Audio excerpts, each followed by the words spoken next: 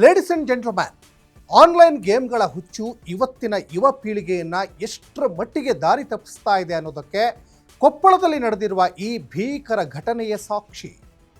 ಹೌದು, ಪಬ್ಜಿ ಸೇರಿದಂತೆ ಆನ್ಲೈನ್ ಗೇಮ್ಗಳ ವ್ಯಸನಕ್ಕೆ ಬಿದ್ದ ಅಪ್ರಾಪ್ತ ಹುಡುಗನೊಬ್ಬ ಹೆತ್ತ ತಂದೆ ಮತ್ತು ಸ್ವಂತ ತಂಗಿಯನ್ನೇ ಭೀಕರವಾಗಿ ಚಾಕುವಿನಿಂದ ಇರಿದು ಕೊಂದಿದ್ದಾನೆ.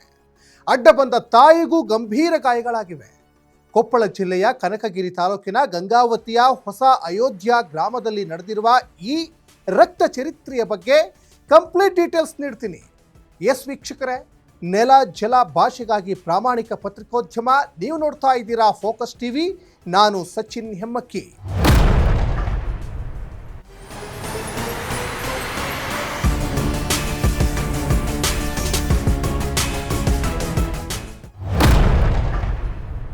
ಕೊಪ್ಪಳದಲ್ಲಿ ಸದ್ಯ ಸೂತಕದ ಛಾಯೆ ಆವರಿಸಿದೆ. ಆನ್ಲೈನ್ ಗೇಮ್ ಎಂಬ ಚಟ ಒಂದು ಸುಂದರ ಕುಟುಂಬವನ್ನೇ ಸ್ಮಶಾನವಾಗಿಸಿದೆ. ಗೇಮ್ ಆಡಬೇಡ ಅಂದಿದ್ದಕ್ಕೆ ಹೆತ್ತ ಮಗನೇ ರಾಕ್ಷಸನಾಗಿ ಬದಲಾಗಿದ್ದಾನೆ.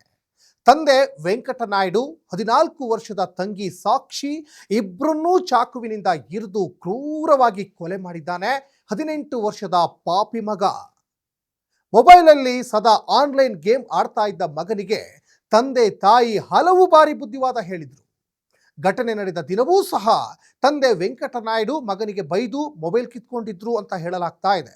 ಇದರಿಂದ ತೀವ್ರ ಆಕ್ರೋಶಗೊಂಡ ಅಪ್ರಾಪ್ತ ಬಾಲಕ ತಡರಾತ್ರಿ ಮಲಗಿದ ತಂದೆಯ ಮೇಲೆ ಚಾಕುವಿನಿಂದ ಮುಗಿಬಿದ್ದಿದ್ದಾನೆ.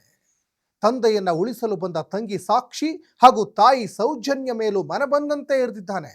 ಚೀರಾಟ ಕೇಳಿ ಓಡಿ ಬಂದ ನೆರೆಹೊರೆಯವರು ತಕ್ಷಣ ಗಾಯಾಳುಗಳನ್ನ ಆಸ್ಪತ್ರೆಗೆ ಸಾಗಿಸಿದ್ರು. ಆದರೂ ಕೂಡ ತಂದೆ ಮತ್ತು ತಂಗಿ ಚಿಕಿತ್ಸೆ ಫಲಕಾರಿಯಾಗದೆ ಸಾವನ್ನಪ್ಪಿದ್ದಾರೆ.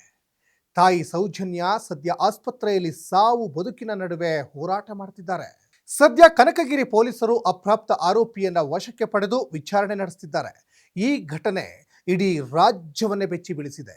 ಆನ್ಲೈನ್ ಗೇಮ್ಗಳು ಮಕ್ಕಳ ಮನಸ್ಸನ್ನ ಎಷ್ಟು ವಿಕೃತಗೊಳಿಸುತ್ತವೆ ಅನ್ನೋದಕ್ಕೆ ಈ ರಕ್ತಸಿಕ್ತ ಘಟನೆಯೇ ದೊಡ್ಡ ಎಚ್ಚರಿಕೆಯಾಗಿದೆ. ಇನ್ನು ವಿಷಯ ತಿಳಿದು ಶಾಸಕ ಶಿವರಾಜ್ ತಂಗಡಗಿ ಗ್ರಾಮಕ್ಕೆ ಭೇಟಿ ನೀಡಿದ್ದಾರೆ. ನಿಜಕ್ಕೂ ಇದು ಕಣ್ಣೀರು ತರಿಸುವ, ಸಮಾಜ ತಲೆ ತಗ್ಗಿಸುವಂತಹ ಘಟನೆ.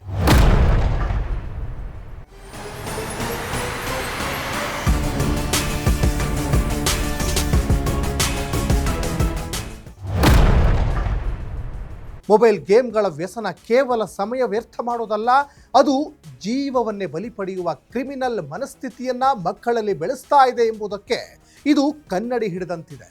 ಹೆತ್ತವರು ತಮ್ಮ ಮಕ್ಕಳ ಮೊಬೈಲ್ ಬಳಕೆಯ ಬಗ್ಗೆ ಈಗಲಾದರೂ ಎಚ್ಚೆತ್ತುಕೊಳ್ಬೇಕಾಗಿದೆ. ಇದಾಗಿತ್ತು ಈ ಕ್ಷಣದ ಅಪ್ಡೇಟ್. ನೆಲ ಜಲ ಭಾಷೆಗಾಗಿ ನೋಡ್ತಾ ಇರಿ ಫೋಕಸ್ ಟಿವಿ.